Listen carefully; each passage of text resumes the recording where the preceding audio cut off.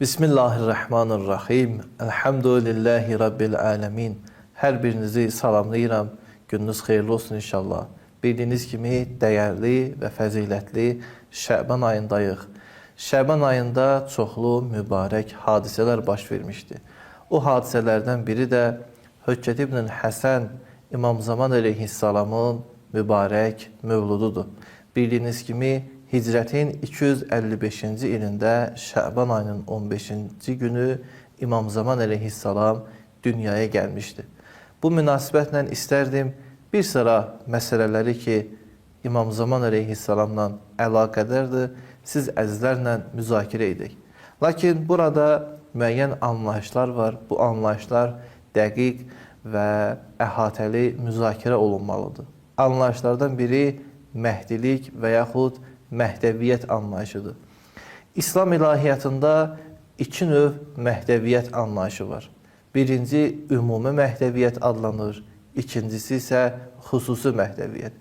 Ümumi Məhdəviyyət dedikdə nə nəzərdə tutulur? Baxın, bütün dinlər, bütün ayinlər, hətta zahirən biri-birindən fərqlənsə də, coğrafi cəhətdən ayrı-ayrı olsalar da, bu məsələdə müştərəkdirlər ki, dünyanın sonunda bir şəxs zuhur edəcək və yer üzərinə ədalət gətirəcək. Yer üzərini insanlar üçün təmin edəcək, ictimai rifah, ictimai asayişlə dolduracaq. Bu əqidə, bu etiqad İslama xas deyil.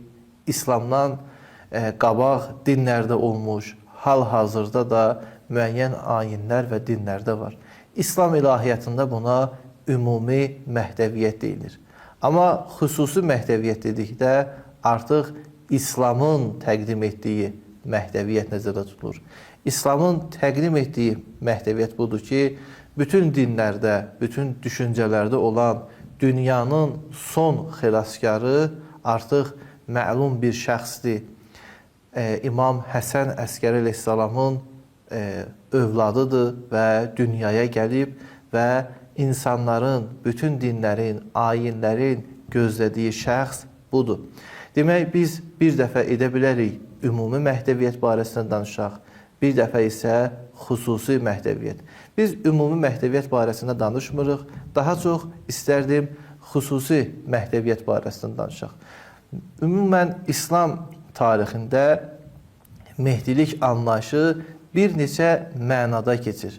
Onlardan biri, ümumiyyətlə, Mehdi sözü, yəni hidayət olunmuş şəxs, üstün şəxs mənasında verir. Məsələn, İslam tarixinə baxsaz, bir çox Əbbasi xəlifələrinin adı və yaxud ləqəbi Məhdi olmuşdur. Bu, ona görədir ki, insanlara inandırmaq istəyirdilər ki, ilk növbədə dünyanı xilas edən şəxs bizik, biz Allah tərəfindən hidayət olunmuşuq və s. Amma bu məna, yəni dünyanın son xilaskarı anlayışı kim tərəfindən və nə zaman işlənmişdir? Biz İslam təlimlərə baxanda görürük ki, heç şübhəsiz Mehdi sözünü xilaskar və nicat verən mənasında və axirə zamanda gələcək Peyğəmbər bunu öz əshabına açıqlanmışdır. Bu barədə həm Əhl-i Sünnə, hədis, təfsir qaynaqlarında məlumat var. Həm də Şiyə, Əhl-i Sünnə, hədis və sünnə, hədis qaynaqlarında var. O hədislərindən biri budur ki, Allah Rəsulü buyurmuşdur ki, Əl-Məhdi min vulidi, Məhdi mənim nəslimdəndir. Vəchuhu kəl-kəvqid-dur, onun üzü eyni ilə parlaq ulduz kimidir. Yəmlə'ul ərzə ədlən kəma muli'ət cəvrən. O, yer üzərini ədalətlə dolduracaq, necə ki, zülmlə dolmuşdur.